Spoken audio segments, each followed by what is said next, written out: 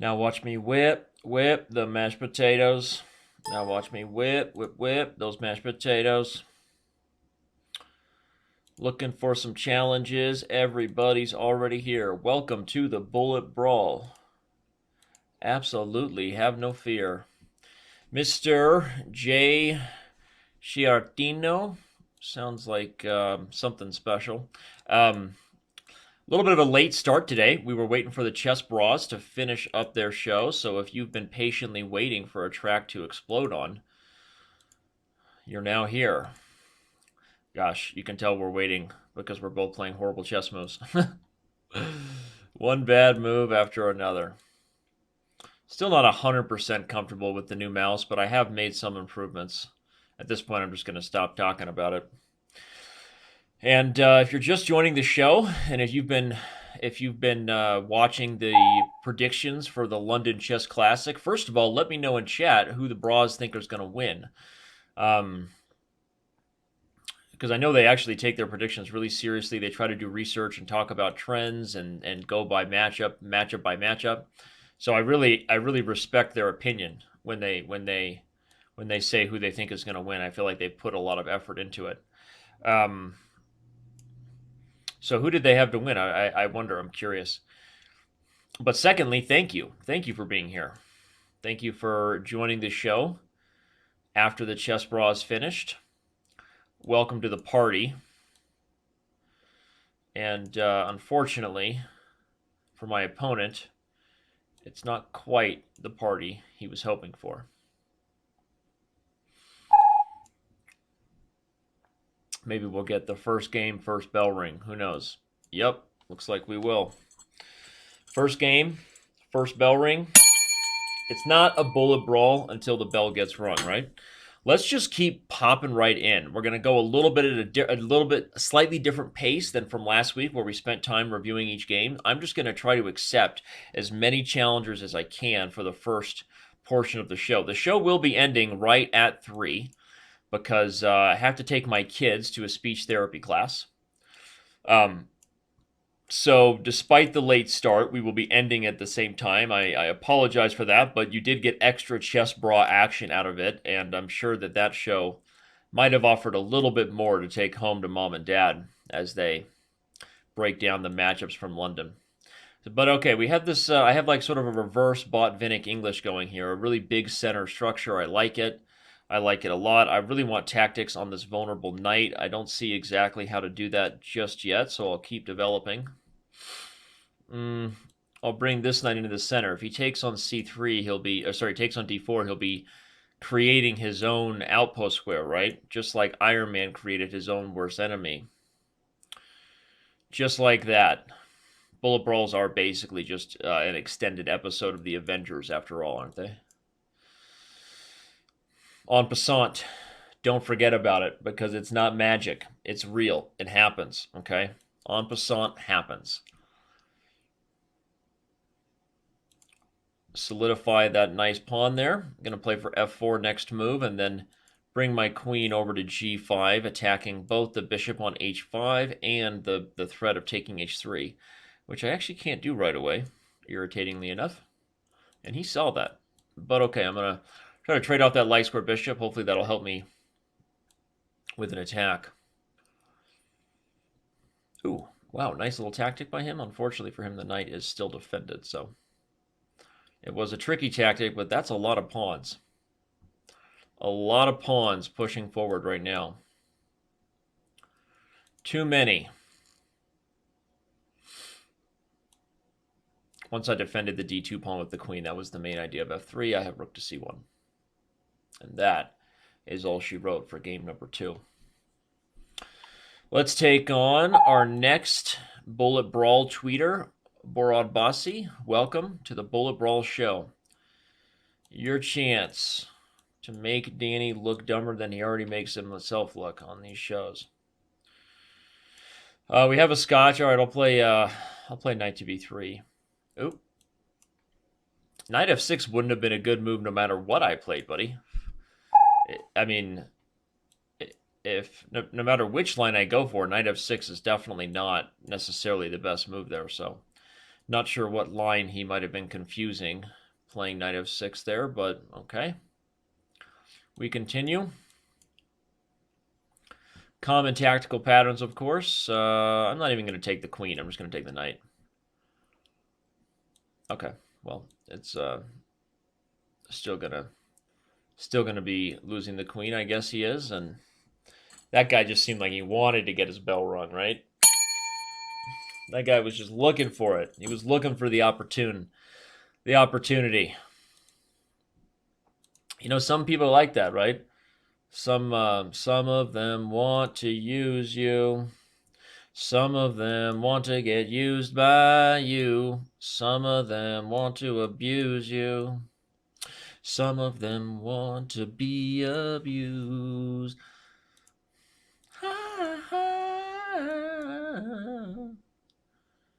Hey, hey, hold your head up, moving on. Keep your head up, moving on. Hold your head up, bullet brawl. Keep your head up, bullet brawl. Hold your head up, bullet brawl. Keep your head up, bullet brawl.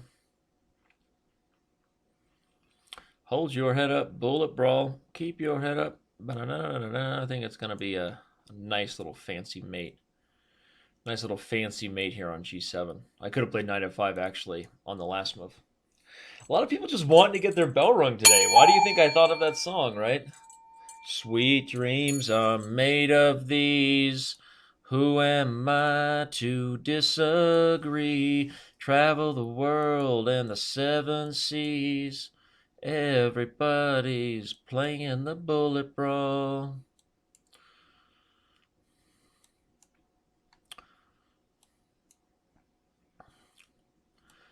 Everybody's looking for something.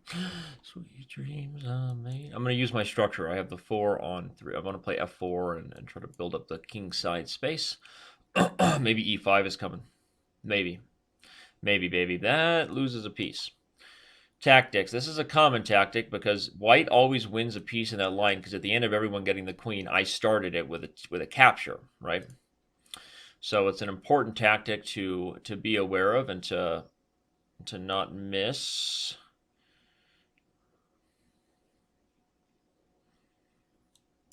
I'm going to play a little tickle here, see what he wants.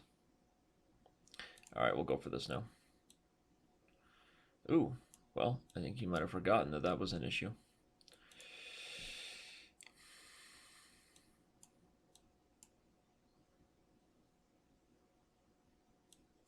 Wow, I mean, are you guys trying to break my hand today? You guys trying to break the ringer? You're on a roll, fans. Fans of the Bullet Brawl show. Is that a record? What's the all-time record for consecutive bell rings we've had in a Bullet Brawl? I don't even know. Barbarian 22 wants to break that right now, though. He's not happy. He's not happy. What, is he baiting me? Is he baiting me into the Bullet Brawl simul? I should probably try multiplay, right? Since we did have a code update to our software today. Always nice to check things. See, that's what I do. I risk my own life and rating points in these bullet simuls just to see if our code works. Just to see if the code works. I feel like if this was Bughouse, it would be really be a party. If this was Bughouse, things would really be about to go down. I can't wait till we have Bughouse on chess.com. It's gonna be sick. It's gonna be huge. Don't even do anything. Just keep the pressure. My knight can take c7. My knight can take g7. My knight can take f8. Right? Too many options to remove that guy. Even now, just build up. Build up, prevent threats. I'm going to try to play for h4 and h5. Bringing help to the knight on e6. He's not... he doesn't want that, but he's not actually threatening to play c4, is he? His knight is hanging here, so... he didn't see that. That was why he wasn't actually threatening it. I didn't think he would even go for it. Uh-oh. I almost just blundered. No, I didn't. I had queen e2. Let's see if we can get a mate. See if we can make a mate happen real fast. Before it's too late. Before it's too late. We don't want him to lose on time. We don't want him to lose on time. We want to ring that bell. Well, that's it. The streak is over. Consecutive streak of bell rings has come to an end. I know you're all as disappointed as I am. But okay. It's life. Such is life. What is going on here? Why is my... Oh, I blew my nose, and apparently I got toilet paper on my... Kleenex on my face. Some of those Kleenexes are so soft, they just rip apart. You guys see that? It was like I was... It was like I was like shedding or something. That was ridiculous. That happens when you shower and then blow your nose, with this right here, real fancy. This is chess.com's budget here. That's how we blow our nose around the office. No Kleenexes for this guy. Well, welcome everybody to the Bullet Brawl. We started a little fast and furious. I hope you're happy to be here. Let's all take a breather. Moment of zen, gather ourselves, and let's get back to some high-quality chess. When we be brawling, we also be analyzing, and maybe everybody can start learning something from the games from here on out. I wanted to jump in and get a bunch of people some games who were already ready and waiting. I see Spam Open challenging from Twitch. And there are others. If you're watching the show now and you're wondering where some of the Bullet Brawls have gone, make sure you subscribe to my personal YouTube channel now, as sort of an expansion of the Chess.com franchise. And look for more and more of personal videos over there. So if you haven't subscribed, look for a link in the chat. Go to YouTube and subscribe to that so you get the full shows later for those who miss it. Let's take on Mr. Spam Open from Twitch. We want the Twitchers to be happy. Welcome, sir. Welcome, sir. Okay, we have a London system. London Tory. He kind of knows what he's doing here. Respect. Respect that. Not a bad approach by White here at all. We'll see. I'm going to maintain the tension in the center. That's kind of the key point to not letting the London get too aggressive. Usually bishop to d3 is probably the slightly more natural position for him. And now that b4 has been extended, that seems a little bit counterintuitive to the structure, right? Now I have good choices. Should I take and win the bishops, or just I think a free pawn makes a little more sense, right? Especially because now it's going to turn into perhaps a queen if he plays the wrong move. No, just a whole bunch of pieces. All right, we'll take that. See, the mouse just drags there. It's got this like smart click feature that I can't quite turn off. So it thinks it's smartly trying to focus on the thing I want it to focus on, when all I want is for it to just move quickly and not do that. But okay, I said I wasn't going to talk about the mouse today. I'm not going to. All right, well, just a lot of pieces here. So many pieces, he's hurting my index finger by capturing them. LOL. But this game did actually start out from a structurally sound place, worthy of us to back up and take a quick peek. The thing is that this is fine, okay? This is a London system. Often against 2 knight f3, you guys have seen me play other moves because of the potential of a London system or a Tory. One of the options there is actually the move c5 right away. But it has its own, risks. If black plays d5, you're going into like a Benoni-Benko type structure, and this sort of really accelerated line can be very sharp and risky for black. But okay, I've played all those things from time to time. One of the reasons you do that, though, if you're wondering why play c5 instead of e6 if you're a Nimzo player, well, one of the reasons is that to reset it to the game, the ideal structure for White, it would be if I make a mistake like d5, okay? If not to say that this isn't completely playable for black, but the point is that what White is doing in these systems is trying to over-control a color complex on the board. It's a Nimzovich theory, which is that if you over-control one area of the battle, it will then allow you to expand to other areas because you dominate a particular aspect of the board. It's a nice concept to understand, and so this structure here is like a stone wall in that idea that White is trying to over-control the dark squares in the center to use it as a launching pad for other stuff in the position. So if you gave White a whole bunch of moves, White wants e3, c3, knight on d2, bishop on d3, put the knight on e5, get the other knight in the party, and use everybody, oops, sorry, the bishop is here, use everybody on the king side to go for an attack. So one of the reasons why, so being aware of that, I don't want to just go for this structure right away. So I'm getting to a point here from this game. If you're not paying attention, now might be the time. The point is that, so being aware that that's exactly what white wants, I want to avoid playing d5 in some of these positions. I want to have the flexibility of having the pawn on d6, and that's another reason why sometimes you start with c5. Because if you start with c5 and your opponent is really addicted to getting that London system, and they show their hand, so to speak, they reveal their cards, now you can immediately play g6, and you can try to play positions, or I think you can even play b6. Didn't Grishuk play this move against Carlsen? Isn't this the line that they had? This might have been Carlsen Grishuk from the World Blitz Championship. I just did commentary on that video for YouTube, which you can also check out, but I don't exactly remember. The point is that once they reveal their hand, black can immediately start going for either of these fianchetto ideas, which are both going to be solid ways to deal with the London system. It's very difficult to attack a king-side fianchetto structure. These seem simple, and sometimes maybe I overdo talking about these pawn structure points for those of you who watch the shows regularly, but partly that's because I think that often what happens is people aren't thinking a big picture enough, so they put their pieces on squares that make them feel like they're developing, right? I got my pieces developed. How could my position be that bad? Without ever actually taking the time to understand like where the pieces belonged in that position. Where did they need to go? Don't develop them just because, So you got to be thinking about all this stuff as you play chess. The amateur develops his plan, like I said, after the opening. The master is already thinking about this with every single move. So anyway, back to the game. I didn't play c5, but what we did was normal. So this is also, if I'm not going to get my double fianchetto system, then this is kind of like my favorite thing to do as a Nimzo Queen's Indian player.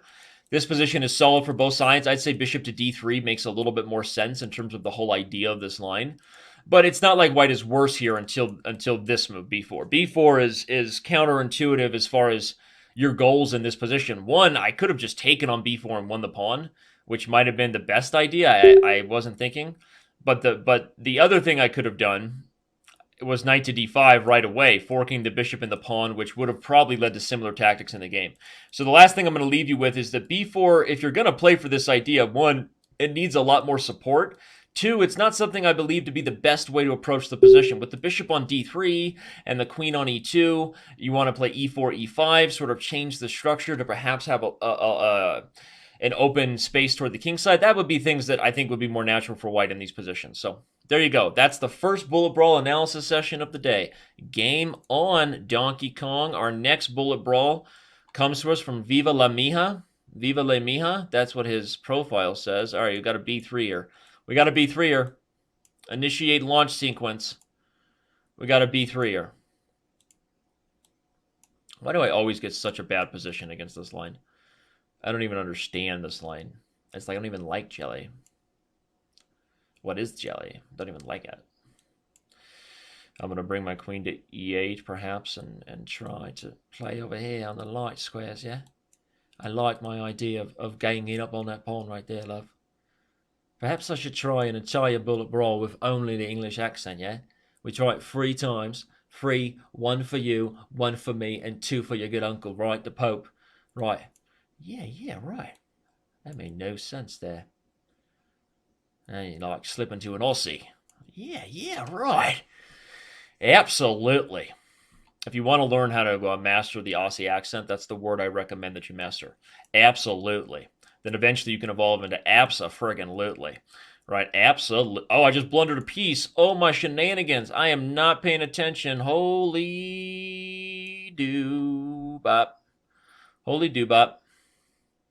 Do my best now. Now I gotta flag him because I blundered. Let's go after that D pawn. Boom. We're getting our chances back. Go here and then here. Seems to make some sense. What? Oh wait, he's going there. Okay. Wait, isn't that an exchange? I think it is.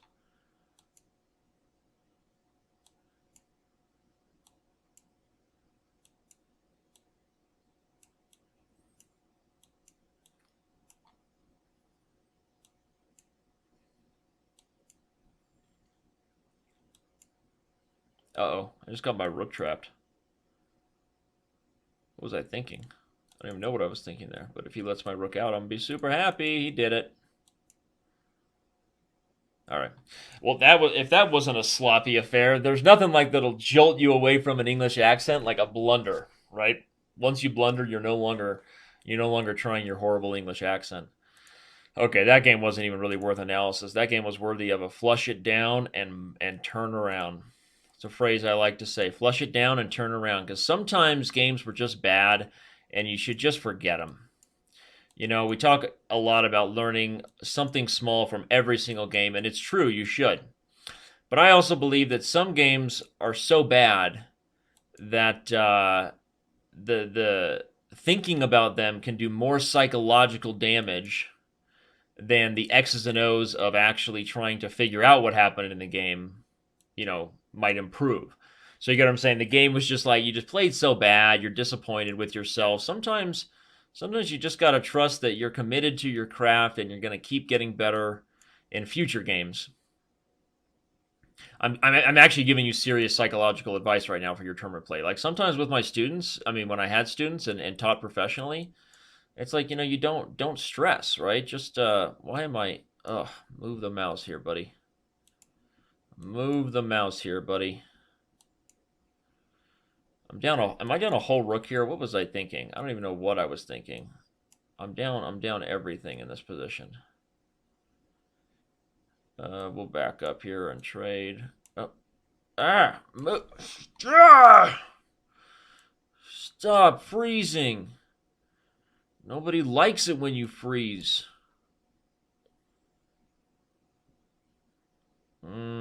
How is this happening? I don't even know what's going on here.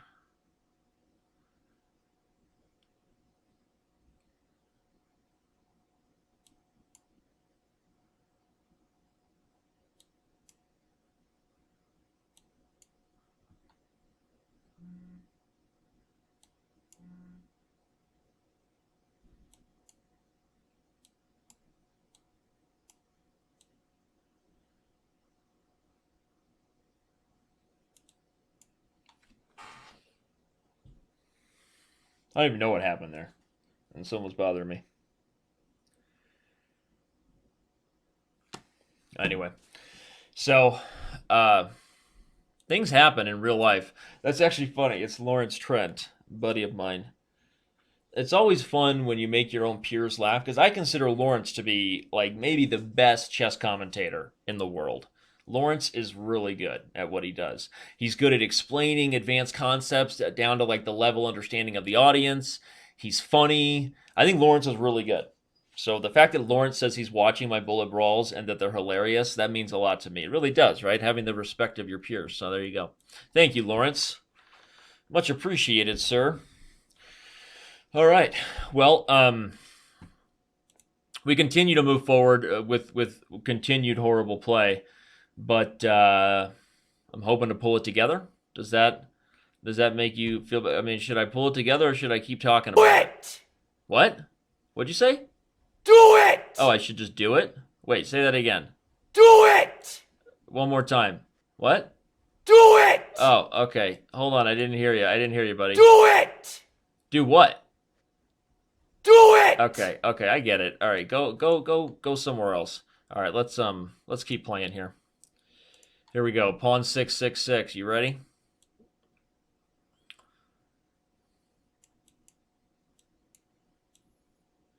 We move forward in another Scandinavian. I think everyone wants to play the Scandinavian against me because they see John Bartholomew beat me in it so badly over and over again in our chess rivals. Not realizing that I was pretty much better out of every opening middle game in those situations. But knowing a position well counts for a lot more often. I had knight takes f7 there, perhaps. Perhaps I still do. Should I do it just for kicks and gigs? That's what I want to do, but I shouldn't. I wanted to just go to Sacktown. Open up the light squares, get the bishop involved. Right? Okay, this is going to be fun. I'm going to take here. Oh, I didn't mean to do. I thought I was sacking in a way that was going to deliver something better than what I'm getting, but I still think the knight on d6 is pretty strong. I'm going to bring the queen over to the king side and try to launch a checkmate attack. We'll back up and take a look at this game. I think there's some worthy instructional moments after I win. Only after I win, okay? Come on. You all know I don't believe in going over losses. Oh, look at that. He's gonna bring the queen over to defend. Makes sense. But look at that c-file dominance, right? That counts for something.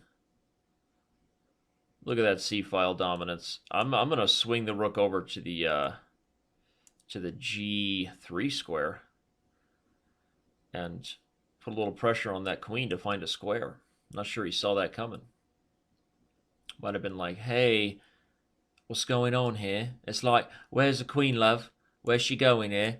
Right. Well, there you go. It's over, Red Rover. Let's back up and take a peek at this one because we had a Scandinavian. Nothing to it. Probably when your opponent commits the knight on f3 that early, you should be looking, if you're a Scandinavian player out there, you should be looking to play the bishop g4 lines because there's a reason that that white often plays like d4 and bishop c4 first, maintaining some flexibility in the development pattern. Because one of the main ideas behind the Scandinavian is you're opening this D file, right? And you're wasting time in the process, but you're hoping that the lone pawn in the center, aka the D4 pawn, is going to be a target for you for the rest of the game. That's one of your main goals. Did you know that? Okay, now you do. And the main defender of that pawn, besides the queen for white, is often this knight over here on either f3 or e2. So that's the reason they kind of avoid these pins often. They want to maintain more flexibility in the position and not allow their opponent to get rid of kind of a key piece in the very common middle game. So so c6 is a way that you would play a Scandinavian a lot of the time. But in these lines, if you play knight f6 instead, and I forget that I've allowed this early bishop g4, after d4, you might immediately go for this line. And if I just keep like making moves, not realizing what's going on, you play knight to c6 instead of the pawn on c6, and these lines are really sharp, right? You're going to castle long, you've got the rook on the d file, threats of e5, and everybody is focused on a singular goal, right? Whenever all your pieces are working together, hitting a point, okay, your chances of success of, okay, the bishop isn't theoretically hitting d4 directly, but it's removing one of the key defenders the white has. So these are things you should think about when you're playing the Scandinavian. But rather than that, my opponent committed c6 pretty early, probably a little bit dubious, and even lost time. Certainly voluntarily retreating the queen was not your best move because you're supposed to wait for me to play bishop d2, right? Now you brought the queen back before I had to put my bishop on a bad square. So that helps. I'll put the knight out, develop my bishop to f4 in one move, and already you're looking at a pretty nice initiative for white. Did I have, after knight d7, did I have this move? I think I might have. I think this might have just been winning on the spot. That's why I wanted to play it after castles. You know, whenever you make a mistake, the next move you want to make up for it so badly, you try to force yourself to believe the tactics work, and they really don't. But okay, here I think this is just winning. I think I'm taking with check and then moving my knight somewhere. Right? It seems that way. You know what's funny, though? This is a lot like that Title Tuesday game from the other day. Like, no matter where I move the knight, you play this move next. Look at that. You're stopping like every checkmate, and my queen is overextended. So probably if I got this, I would need to make another like sort of safe move. Oh, but you know what's sick? Look at this. If I play knight g5 and you play knight e5, I just take it. And when you take, I actually take with check and win the queen back. And you can't take on g5 because queen f7 is mate. If you move your knight to a more passive square, that might be the key. Maybe you can do that.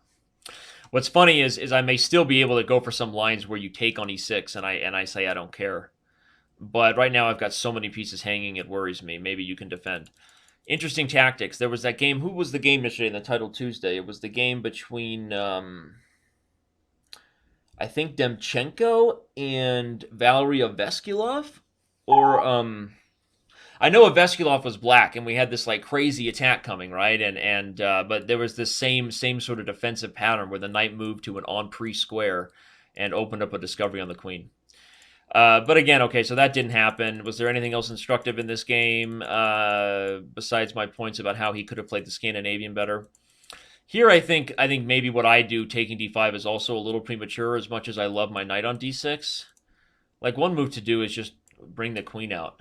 Okay, if you take here, I happily take, maintain the bishop pair, and I'm launching the attack.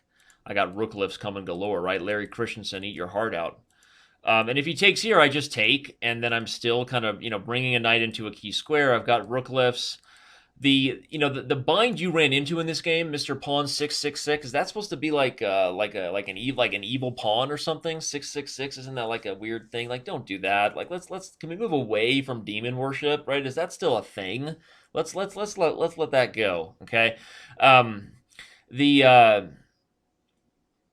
the thing is that you're down time because of like this wasted move with your queen and not the bishop going back and forth there on d6 and even taking e5. That's why you're getting in trouble in these in this position. So all right, I think we learned something. We got Burnhub Com and Urkovic from Twitch challenging the Twitchers. What did I call them? The twats from the Twitch chat. We got the twatters coming at us. We got the chess TV talkers as well. Let's take on my boy here. No, that's a bad time control. He challenges me to 3-0. Otherwise, I would have. Let's take on Gartholomew, because Bartholomew and Garth Brooks had a baby. And did you know that it looked like Yoda? Oh, you do now. Yoda. My kids are obsessed with Star Wars again. I can't wait for Episode 7. You know how many tickets I bought the day that it was available to buy tickets for opening day? Opening whatever. I bought 11. Do I know 11 people? Do I even have 11 friends? Obviously not, okay? I don't need to know 11 people to justify buying 11 Episode 7 tickets. You know why? Because if I don't get 11 people to go with me, those things are going to be worth so much more money day of. Think about how many innocent people are out there right now and don't know that Danny already bought their tickets. They're going to call the theater like a week before thinking that, oh, they're ahead of the game because they called a week before. They're like, hey, can I get Episode 7 tickets? No, we don't have any more. What? Yeah, some guy bought 11 like the day it opened, and then he came back and bought like 12 more. I didn't buy 12 more, but I should. I should go back and buy 12 more. And no, like we don't have any tickets left. And they're like, I'm calling a week in advance. They're like, I don't know what to tell you. You should have called earlier, right? That's going to be because of me. I ruined those people's day. And am I proud of that? Of course I am. Come on. It's Episode 7, all right? Get with it. Get with the program. Order your tickets an unjustifiably insane amount of time in advance. Like I did, a month and a half in advance. Thank you. And then I'm going to sell them on Craigslist or eBay. What can I sell them for? What do you guys think? I think I should do that. You know how many people I just went to go buy Star Wars tickets, like with that little rant I just did? Raise your hand, and if you went and bought Star Wars tickets, admit it and tell me that on Twitter. If you go buy Star Wars tickets in the next 48 hours because you realize, oh my God, Danny's right. For once in his life, the man is speaking sense. He's right. I need to go buy tickets right now. If you are one of those people who goes and buys tickets because of my little speech, you're welcome. You're welcome for getting seats to opening day. All right? Yeah. Wait until the last minute to buy your Star Wars tickets. What's wrong with you? All right, let's keep going. Joshua Newburn, welcome to the show, buddy. Welcome to the show, right? The big one. The number one. All right, Bishop G7. It's going to let me take on B2? Is he going to let me do that? No. No. No. Queen trade? No. This is going to get ugly. I think this is going to get real ugly for him. Let's see if I can have like some sweet mate. Where's the sweet mate where I sack my queen on the diagonal, guys? Where is it? Where's the sweet mate? Oh, I don't. I'm just gonna have to completely win instead. That's disappointing. Ah, sweet mate.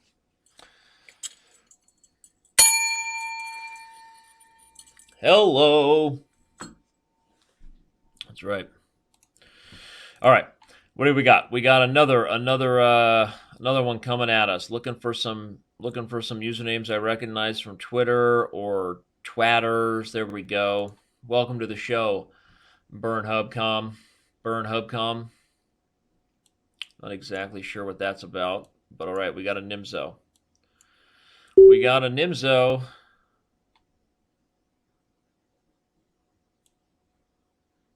I guess I'll go for this. I'll take it. Bake it. Rook on the b file. This guy knows what he's doing. I should probably be a little more careful, huh? This guy seems to know what he's doing.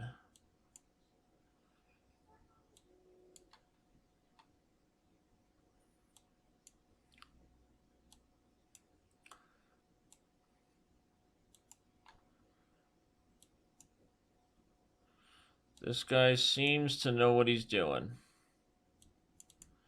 Ugh, hate my mouse. I hate my mouse. He's definitely going to beat me on time if I don't win. That is faux show. Right? What's he going to do? Oh, he's going to... I don't even know what's going on here anymore. Yeah, that seemed like a good idea for him. I agree.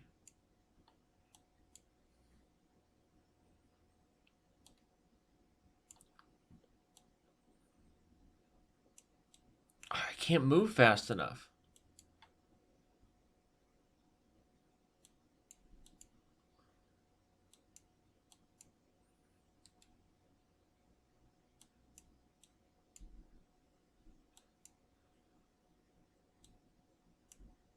I can't move fast enough.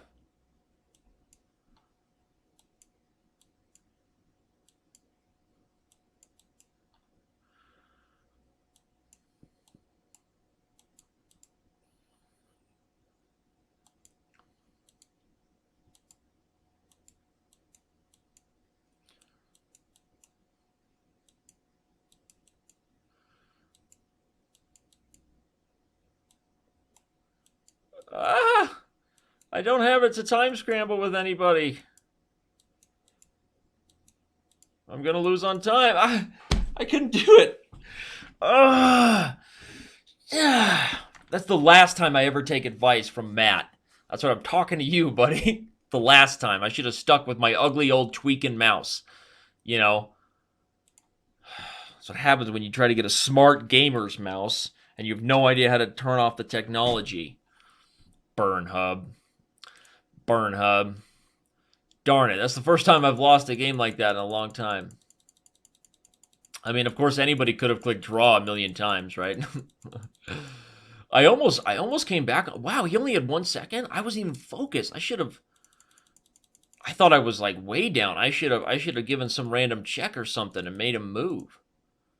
I tried to before, but I just couldn't do it. It's really no match if you're under time pressure to play with an open king versus a queen because, like, you know, you try to pre-move this move assuming a check and then they don't move.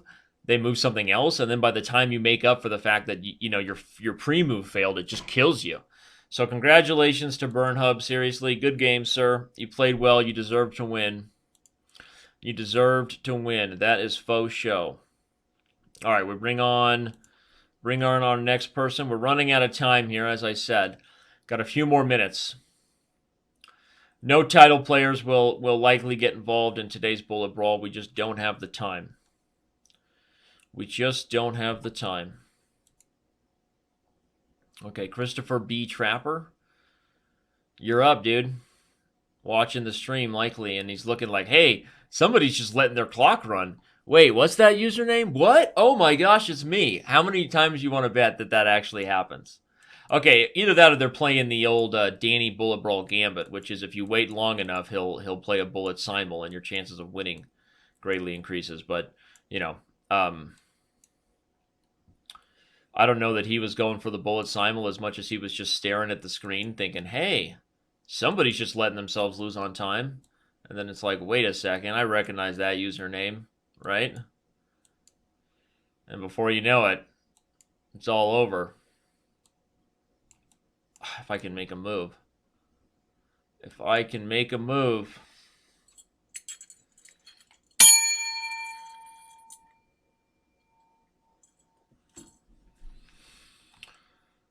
Oh. All right, let's take on some more. Take on some more. What? You've never had a s'more? Max VMV. Welcome, sir. Max VMV. Should I go for the bullet simul? I would if there was some of these games were 1-1, but in the 1-0, we've already seen that I can't keep I can't keep from holding back my frustrations. I'm really trying not to.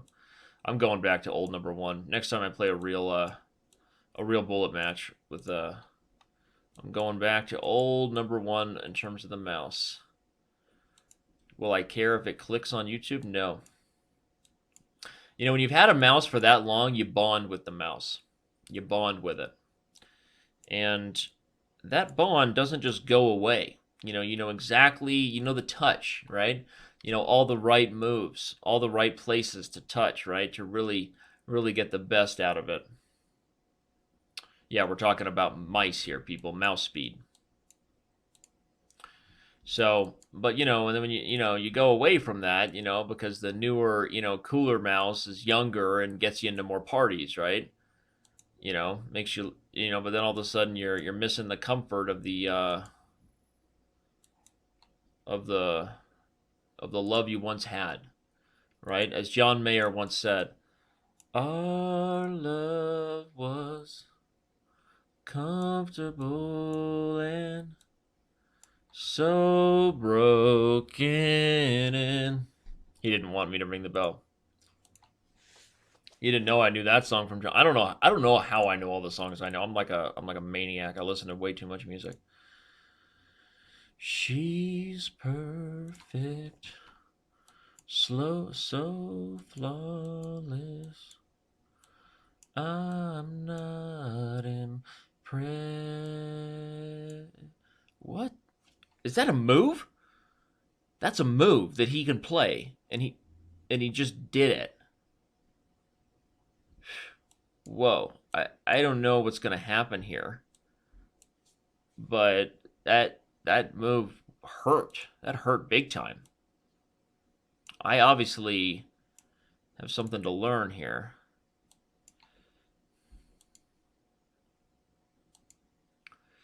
I'm just like, this is like throw caution to the wind. See if I can stay on the board with this guy who just knows his stuff. This guy knows his stuff right now. That helped. That helped a little bit. That was a blunder. Chekaruski. Whoa, town.